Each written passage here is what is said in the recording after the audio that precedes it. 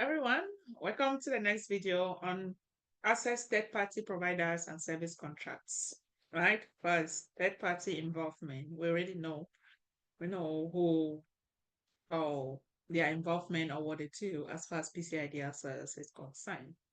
First, it says if your organization work with third-party providers that handle cardholder data, e.g. payment processor, hosting providers, these third parties must also comply with PCI DSS. Review contracts and agreement with third-party providers to ensure they meet PCI DSS requirement. And this is not something that you will do after. These are things that we do during the onboarding phase. And remember, I make mention of third-party vendor risks. Especially two of our most recent backlog jobs, they all work as third-party vendor risk analysts. And this is something that is going to come handy, right? Because you can't work as a third-party vendor risk analyst without you having a core understanding of all these other core regulatory frameworks, right? The contract should align their responsibility and confirm that they are compliant. For example, if a third-party payment gateway processes transactions, ensure that the provider is PCI DSS compliant and the organization conduct regular due diligence to validate the compliance. So even when you've onboarded a vendor, it doesn't end there. You also have to go through the process of conduct, right? And that's why I said that we will always get job no matter what, right? So come to think of all the different vendors that the organization have, that in as much as you are also preparing to ensure that some of your system in scope has to be in compliance with PCI DSS, not forget that your organization do have vendors that you also have to assess their security posture to make sure that they meet your organization standards or requirements, right? And the cost of doing so, as I said, you perform those due diligence as a security analyst, which is also under the GRC aspect, and you make a decision if you want to go with that particular vendor or not, right?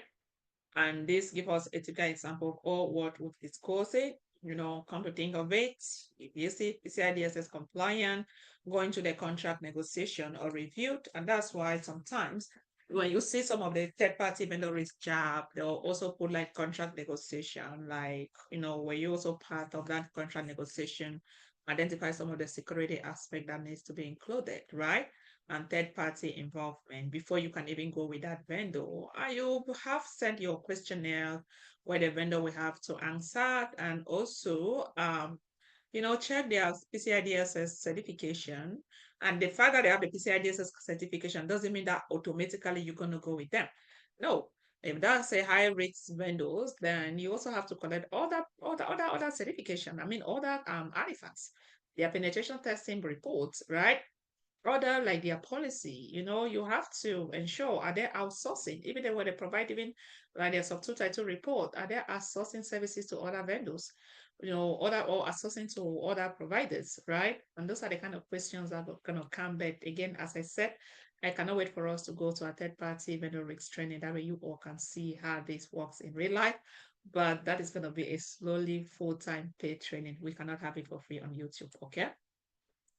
Then another one, document the scope of self-assessment, right? Do you see? We're doing all of this self-assessment. Now you're working within that company. So after evaluating all system and components, document which system are in scope for PCI DSS compliance and why.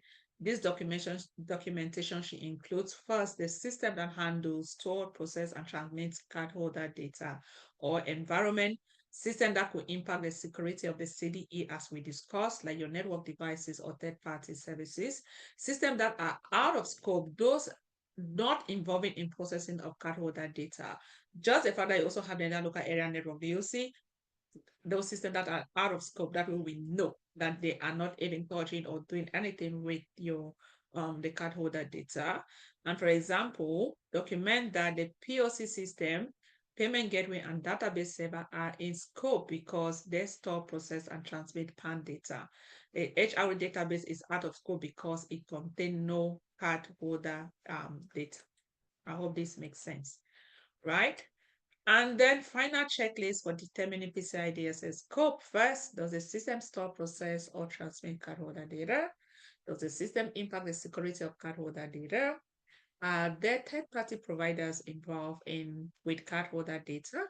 What is the flow of cardholder data within the organization? Are systems isolated from the CED that don't handle cardholder data?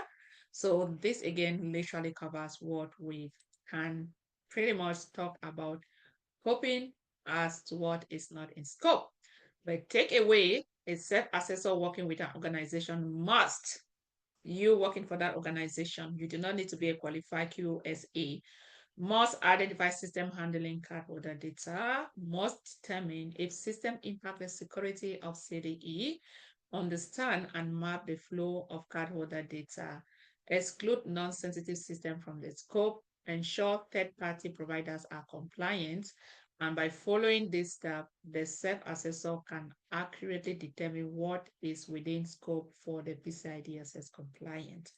I hope this makes sense. Then the next video, we will go through the slide, but what if data is not stored, processed, or transmitted when PCI size still apply? Remember, but what if we've talked about storing and all those in process and stuff, but what happened in a situation where the data is not being stored or processed? Will PCI DSS applies? I'll see you guys in the next video and we'll take it from there. Bye. Don't forget to like, share, comment, and just put whatever question you might have in the comment section. I'll be more than willing to address it. I'll see you all in the next video.